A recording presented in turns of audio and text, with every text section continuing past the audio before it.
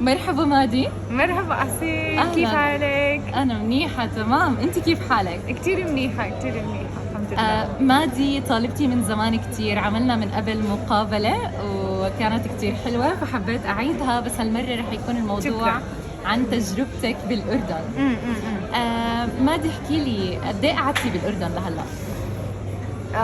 طيب أنا إجيت هون شهر 12 2018.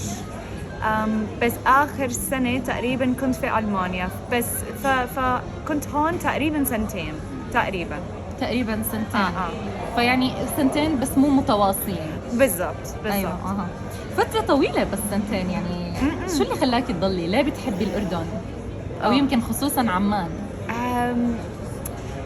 طيب الصراحة في كتير أشياء، طبعاً في أشياء بسيطة مثلاً الأكل زاكي والجو حلو بالصيف وهيك، بس ممكن الإشي اللي عن جد خلاني أضل هون أكتر من فترة قصيرة إنه أنا حسيت إني عندي مجتمع عن جد هون، إنه عندي أصحاب، عندي شغل، وبحس أنا كأمريكية كبنت أمريكية كأجنبية يعني إنه عن جد جزء من المجتمع هون.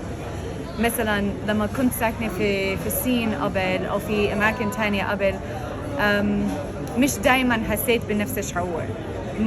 بالصين دايما حسيت إنه بقدر أعيش هون طول عمري ولسه بكون زي الأجنبية، بس هون لا، يعني هون لا، في عندي كتير أصحاب وبحس حالي كتير مرتاحة. يعني ما بتحسي حالك غريبة؟ لا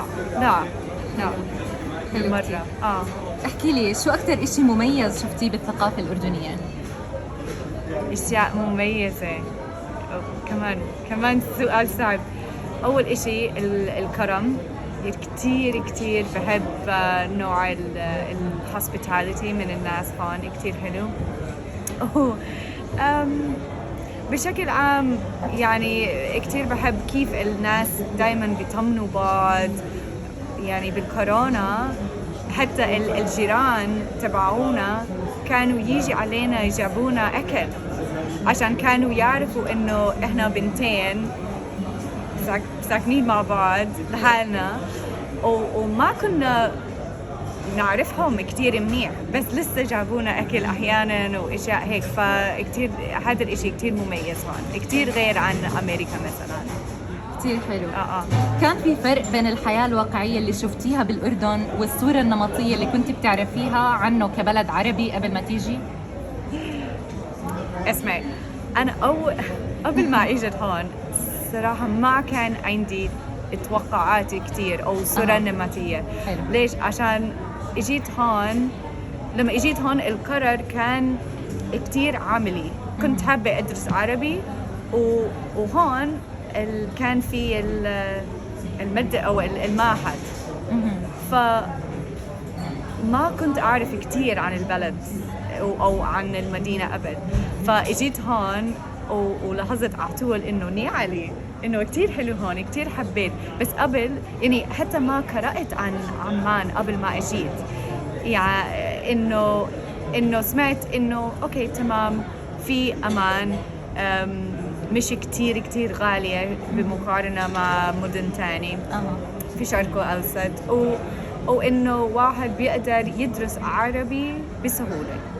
فأنا قلت إنه أوكي هيني جاي حلو.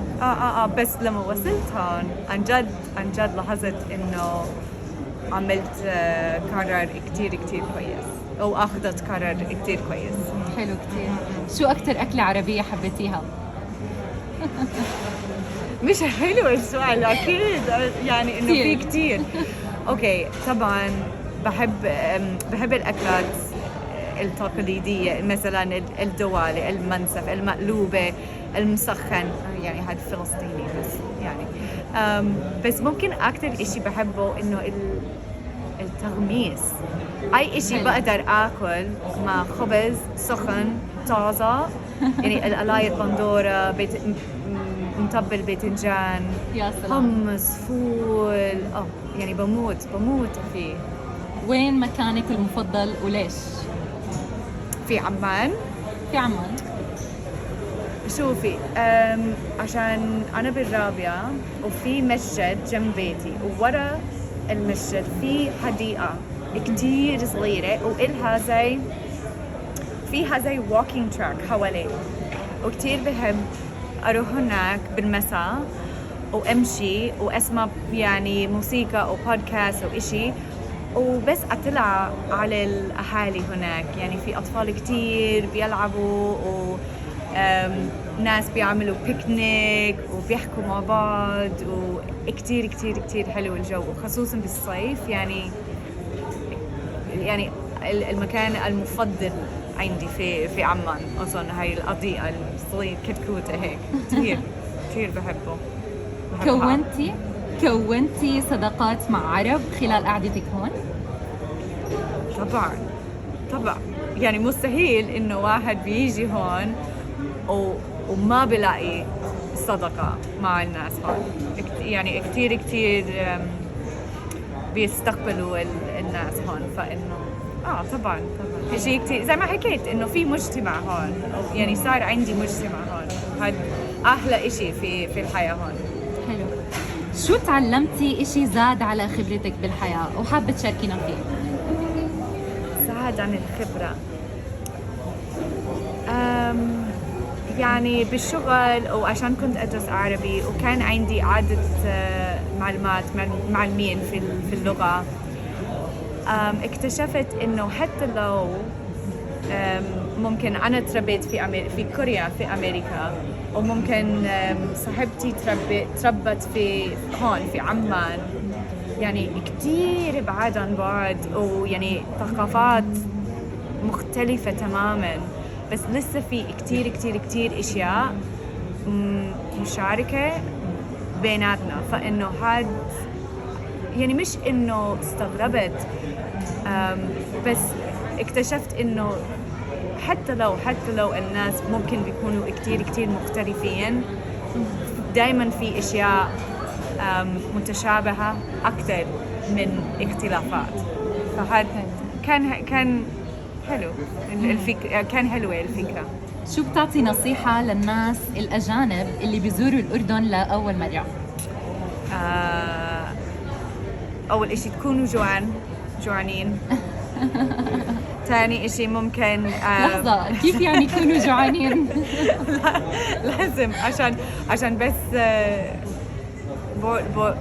راح أقول لكم إنه بس بتيجوا هون راح تاكلوا كتير عشان الأكل زاكي والناس كتير طيبين. فراح يكون في أطعمة والأكل زاكي بشكل عام. حلو. تاني إشي ممكن إنه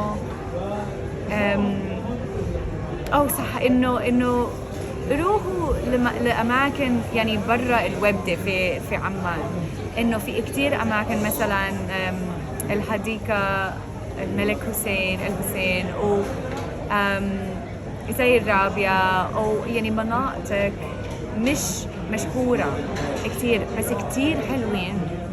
أو فإنه ممكن ضلوا كم يوم في عمان وبعدين روحوا على البتراء وادي رام أبا.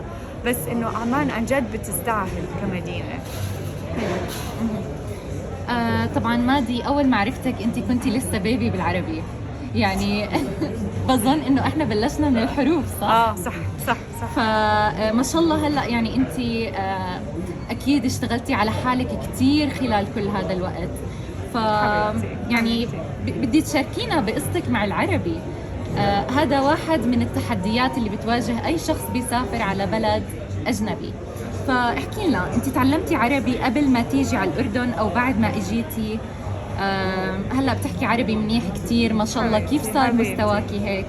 وشو بتنصحي الطلاب اللي بيتعلموا عربي؟ طيب أكيد يعني بلشنا قبل ما إجيت هون، بلشنا بالحروف أكيد، ألف باء تاء، وبس إنه أكيد لما إجيت هون صرت أدرس يعني مثقفة، إنه كتير ساعات كتير كنت أحاول أمارس اللغة برا بالشارع وهيك. وبرضو يعني كنت حابة أتعلم من أولها اللغة. هذا إشي كتير مهم طبعاً. كتير مهم كتير مهم. وكمان يعني إنه أنا لسه بدي وقت، يعني بقدر أدرس عربي طول حياتي ولسه بتعلم كلمات جداد كل يوم، فلسه بدي وقت. بس ممكن كنصيحة ممكن بدي أحكي إنه لا تخافي من اللغة، عشان بعرف إنه بالأول هي بتخوف شوي، إنه في حروف مختلفة وأسواق، يعني اللفظ ممكن شوي صعب والكتابة صعبة ممكن. بس